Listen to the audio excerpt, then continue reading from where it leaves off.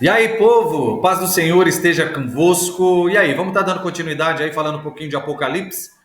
Vamos aí bater papo, falar um pouco desse livro escatológico lá. Já fiz o meu primeiro vídeo aí, trazendo uma introdução. E aqui eu quero estar continuando, para a gente entender mais um pouco sobre esse livro, que é um livro que muitas pessoas aí têm medo, muitas pessoas aí não entendem. E eu concordo que tem muita simbologia que somente quando nós ali paramos para estudar, para entender, assim, que nesses vídeos que eu estou fazendo aqui, a pessoa entende mais sobre esse livro aí, que teologicamente nós chamamos de escatologia, mas é o livro de Apocalipse. Beleza, meus amados? Ó, o canal está crescendo, tá? Estou muito feliz por isso, já chegamos a 275, olha que bênção, 275 amigos.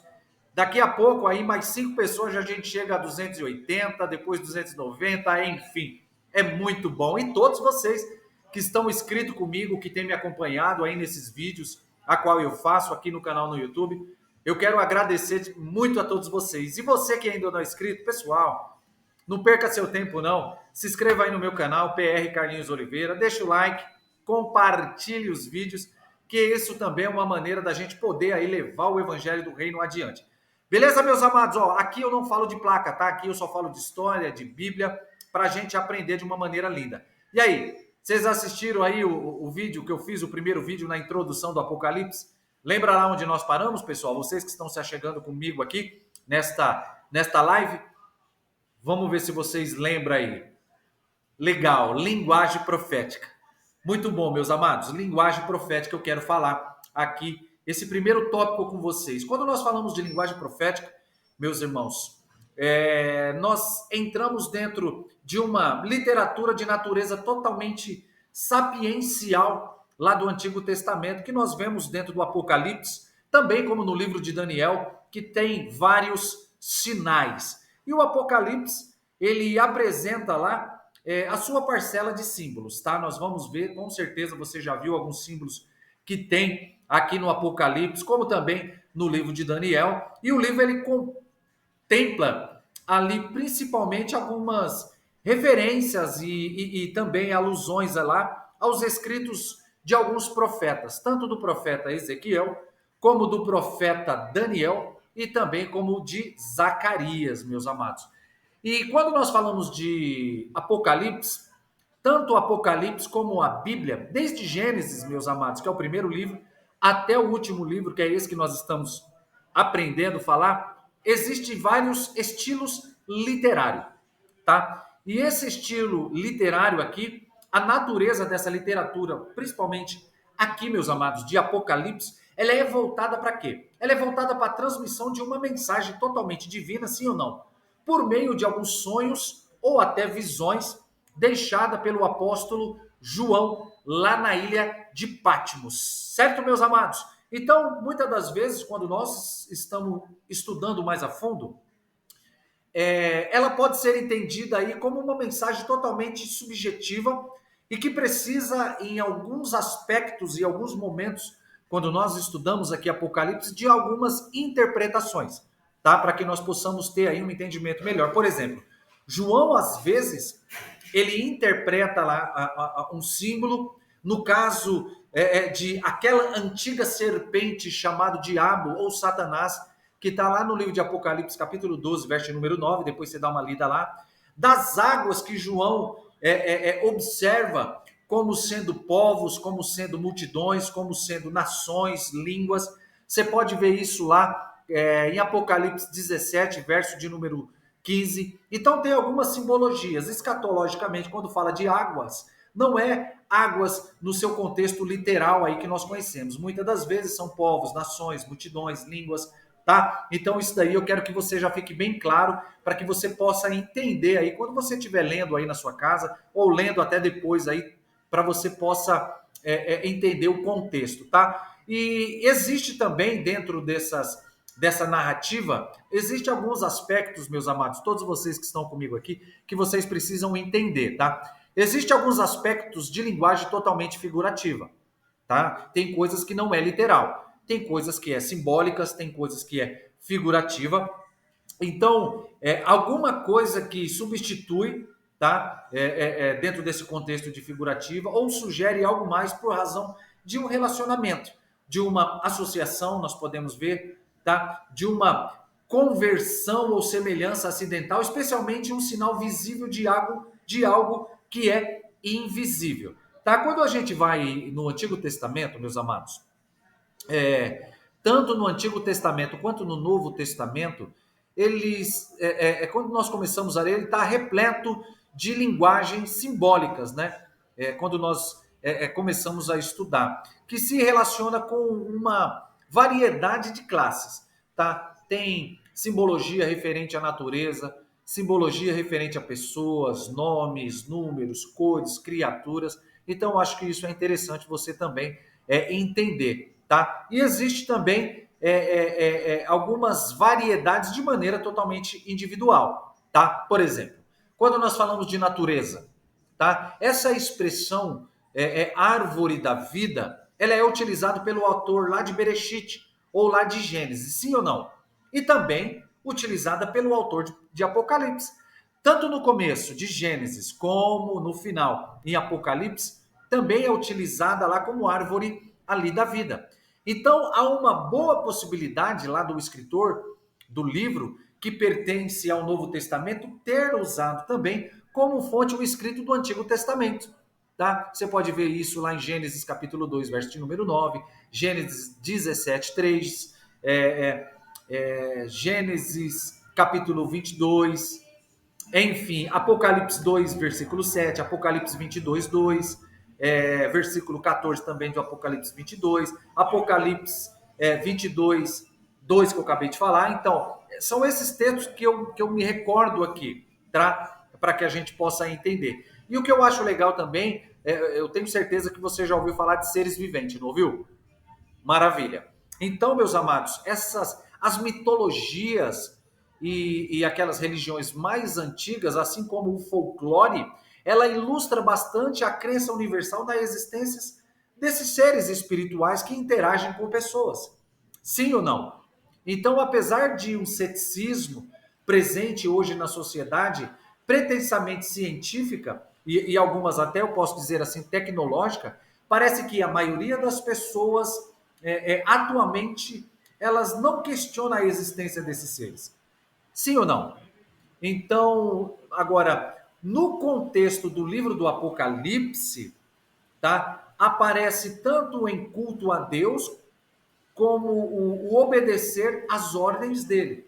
Então, quando nós lemos, para ficar mais claro, quando nós lemos ali o escrito do profeta Ezequiel, capítulo 1, versículo de número 4, a mesma descrita por João em Apocalipse 4, verso número 7.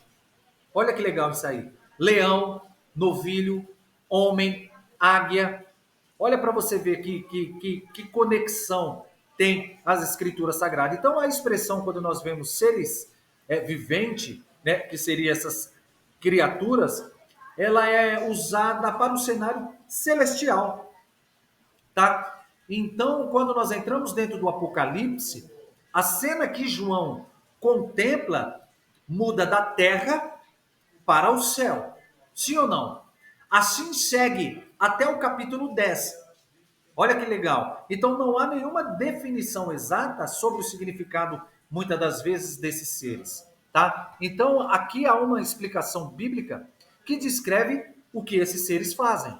Por isso que é importante a Bíblia. O que esses seres fazem? Eles proclamam: Santo, Santo, Santo é o Senhor Deus, o Todo-Poderoso, aquele que era, que é e que há de vir. Apocalipse 4, verso número 8. Então, o profeta Isaías, meus amados, ele faz o uso dessa expressão com uma certa peculiaridade, né? Peculiaridade. Quando ele fala serafins, né? Chamavam uns para os outros dizendo: Santo, Santo, Santo é o Senhor dos exércitos. Toda a terra está cheia da tua glória. Isaías capítulo 6, verso de número 3. Olha que coisa legal. A Bíblia é totalmente interligada, meus amados. Ela é totalmente conectada. E Apocalipse, ela também tem nomes, tanto como pessoas, tá? E também nomes. Tá? Então, o Apocalipse, meu amado, eu estou te trazendo de uma maneira bem explicativa e fácil entendimento, para que depois, nas outras videoaulas ou nos próximos bate-papos, você possa entender coisas um pouco mais complexas que nós iremos entender. Tá? Então, o Apocalipse, meus irmãos, ele registra alguns nomes que ilustram algumas virtudes, imperfeições, desvio de conduta, tá? Como, por exemplo, lá, Antipas, lá em Apocalipse capítulo 2, verso número 13. Ali mostra uma infidelidade totalmente.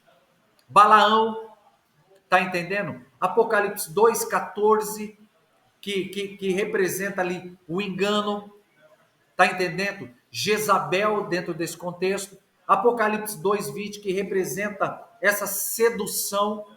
Então, ele é muito legal quando nós paramos para entender de uma maneira mais fácil o Apocalipse, está entendendo? Não adianta eu começar falando de coisas mais complexas. Nós precisamos entender um pouco mais dessa parte que eu costumo dizer que é um pouco mais fácil, tá? Trabalha bastante com números, Apocalipse, embora, meus irmãos, a gente pudesse ser destacado os números 3 e 12, entre outros, o livro também, ele apresenta o número 7 como um protagonista, tá? Então, ele é encontrado em 54 momentos no livro. Essa numerologia 7, tá? Olha que legal isso daí. Isso daí a gente volta para Gênesis lá também, tá entendendo? Aonde Deus fez o mundo em 6 dias e descansou no sétimo. Então, o sétimo, tá? Ele indica uma ideia de que expressa ali a totalidade, tá? Ou inteireza.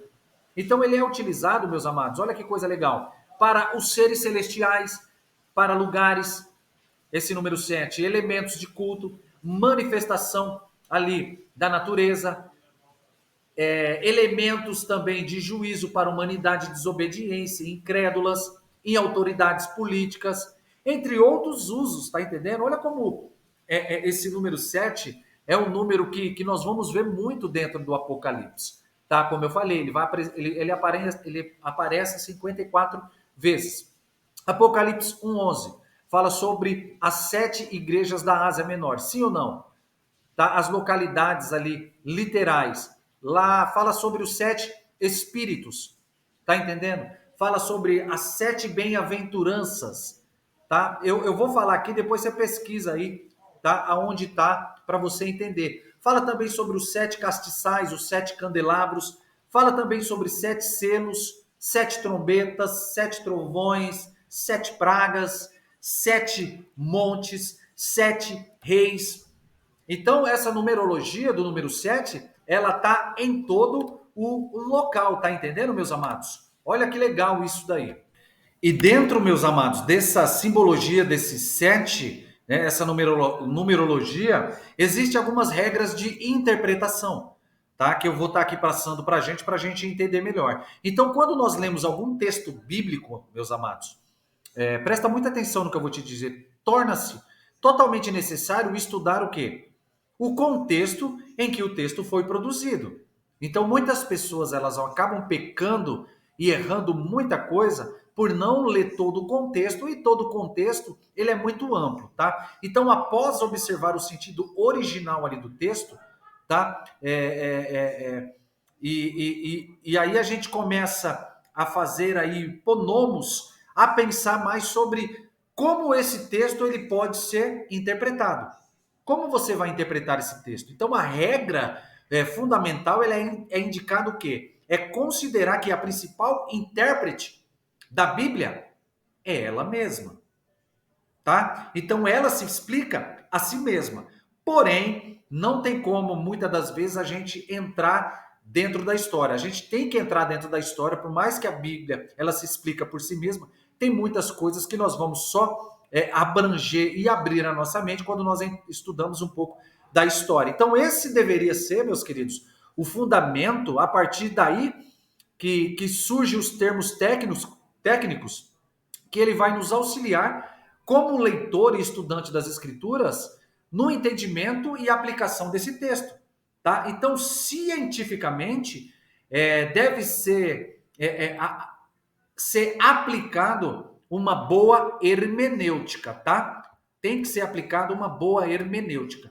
Aí você está perguntando para mim, mas pastor, o que é uma hermenêutica?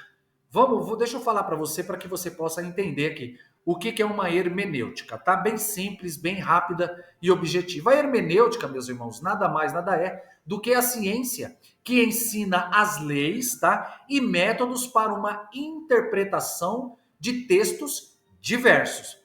Então ela estuda todo o conteúdo, ela estuda o autor, ela estuda o contexto, os destinatários e também as aplicações. Tá? Então o objetivo da hermenêutica e de sua prática é fazer o quê? É gerar no intérprete, tá? Você aí que está assistindo esse vídeo comigo, todos vocês, é ter a responsabilidade de manter-se fiel dentro do texto ou em seu contexto, tá? E fazendo o quê? E promover uma transmissão leal, tá, ao leitor e ao ouvinte, não criando situações e falácias mirabolantes que nem nós vemos por aí, por uma falta de entendimento do que é uma hermenêutica. Então, meus irmãos, uma coisa que você tem que entender que eu vou falar para você, anota isso na tua Bíblia. Há, ao menos, dentro da hermenêutica, 5 regras que podem ali ser totalmente seguidas para você alcançar esse objetivo, tá? Anota aí que eu acho muito interessante você entender. Primeiro, observar, tá? Esse é o primeiro ponto, você observar, você conhecer as palavras no seu sentido usual e comum dentro daquele contexto histórico. Você precisa entender isso. Outra coisa, o segundo ponto, é de todo necessário a gente fazer o quê? A gente tomar as palavras no sentido que indica o conjunto das frases, tá? Terceiro ponto, meus amados, é preciso a gente tomar as palavras em seu sentido indicado dentro do contexto, tá? Terceira coisa. Quarta coisa que você precisa anotar aí. É preciso a gente tomar as palavras considerando o objetivo do livro. E quinta, é necessário a gente consultar as passagens paralelas que tem dentro, ou seja, textos que tratem do mesmo assunto que estão em questão. Tá entendendo, meus amados? Não é fazer com que muitas pessoas fazem. Pega um versículo isolado, tá? E transforma ele lá num contexto que não tem nada a ver. Então, precisamos pegar textos, versículos paralelos para que nós possamos entender algumas questões. Lembra no vídeo anterior que eu falei aqui sobre preterista, historicista e falei sobre futurista? Deixa eu falar para você aqui o que significa cada uma dessas. Vou falar do preterista, tá, meus amados? O que é o preterista? Preterista, tá? É um título, é uma combinação de 2 palavras latinas. Preater, que significa passado, tá? E ire, que significa ir. Então, significando aquilo que já passou, tá? Isto é, pertence ao passado. Então, segundo esse ponto de vista, meus amados, tudo que está registrado no Apocalipse, algumas coisas ou muitas coisas delas já se cumpriu no primeiro século da igreja. Tá entendendo? No tempo em que o João escreveu esse livro. Muitas coisas já aconteceu naquele local e muitas coisas irão ainda de acontecer. Vou falar aqui rapidamente para a gente já tá quase acabando esse vídeo, tá? Para não ficar muito longo. Historicista. O que é o historicista? É uma visão histórico, uma visão contínua, que ela apresenta consigo totalmente ali um esboço e o desenvolvimento da igreja desde o dia de Atos 2, dia de Pentecoste, até a sua consumação. Então, meus amados, uma coisa que você tem que entender, que a história secular e a história religiosa, elas estão totalmente entrelaçadas, tá? E os proponentes, ela tem tentado fazer o quê? Interpretar esses eventos do seu próprio período na história como prédito lá no Apocalipse. Exemplo aqui que eu vou te dar. Os reformadores lá do século XIV, tá? Identificaram lá o Papa ou o papado como o anticristo daquela época. tá? Então, para eles lá daquela época, tá entendendo? O papado, ele era uma forma de anticristo na Terra. Então, tanto Martinho Lutero, que nós temos aí falando um pouco sobre Martinho Lutero nos meus outros vídeos que eu tenho na internet. Tanto Martinho Lutero quanto seus contemporâneos, os outros reformadores, João Calvino, John Hus, Roger Williams, enfim, todos esses não hesitavam de chamar o Papa, tá? Lá naquela época de anticristo, tá? Com todo respeito aos meus amigos católicos, tá, irmão? Que eu tô falando é história, tá? E outro aqui vou falar sobre os futuristas, tá? Quem eram os futuristas, meus amados? Ele consiste que a maior parte do livro, tá, de Apocalipse, a partir do capítulo 4, verso número 1, pertence ao futuro. Então, do capítulo 4 até o capítulo 22, é os futuristas, tá? Que os proponentes, eles enfatizam que as profecias desses livros se cumprirão um pouco antes, durante ou depois do regresso de Jesus aqui na Terra, tá? Então, são visões ali que nós vemos, visões do trono, o rolo lacrado, com 7 selos que serão abertos um a um, as 7 trombetas, as 2 testemunhas, a mulher ali e o seu filho, as 7 taças, a grande prostituta, a queda da Babilônia. Então, tá? Todos esses são eventos que ocorrerão antes da vida de Cristo, tá? Alguns ocorreram, outros ocorrerão. Vamos aprender no decorrer desses estudos, tá? Para terminar, aqui, meus amados, eu vou falar sobre aqui também tem uma figura falando sobre os idealistas. Quem são esses idealistas? De repente você se encaixa numa dessas classes. Os idealistas, meus amados, eles interpretam o Apocalipse como um livro de princípios, tá? Que contrasta o Cristo vitorioso e o povo e o seu povo como um Satanás, né? E os seus seguidores, tá? João ali ele delineia esse contraste do princípio ao fim do livro. Então, desde Jesus, de posses das chaves da morte lá do Hades, do inferno, no capítulo 1, o diabo, a morte e o Hades sendo lançados no lago de fogo no capítulo 20, tá? Então, o Apocalipse, meu irmão, meus irmãos que estão todos comigo, que bom estar com vocês aqui, não é uma história de eventos que tem ali ocorrido no passado ou uma profecia de eventos que se concretizarão somente também no futuro, tá? É um livro, tá? Que enche o povo de Deus com um conforto e uma motivação para a gente suportar até o fim. Tá entendendo, meus amados? Essa é o X da questão, para a gente suportar até o fim tudo aquilo que já aconteceu, tá? E tudo aquilo que tá para acontecer. Beleza, meus amados? Esse daqui eu quero só pegar minha Bíblia para você ver como é lindo o Apocalipse, como ele tem essa ligação de Gênesis, desde o Gênesis 1 e 2, com o Apocalipse 21 e 22, tá? Olha só que legal, ó. Eu vou ler aqui para vocês verem que coisa bacana que é. Ó, eu tô com as escrituras aqui, ó, com a Bíblia na mão, tá? Olha que legal, amados. Gênesis 1 e 2 fala antes do pecado, sim ou não? Apocalipse 21 e 22, depois do pecado. Gênesis 1 e 2, um lugar, um jardim. Apocalipse 21 e 22, um lugar, mas agora não é mais jardim, agora já é uma cidade.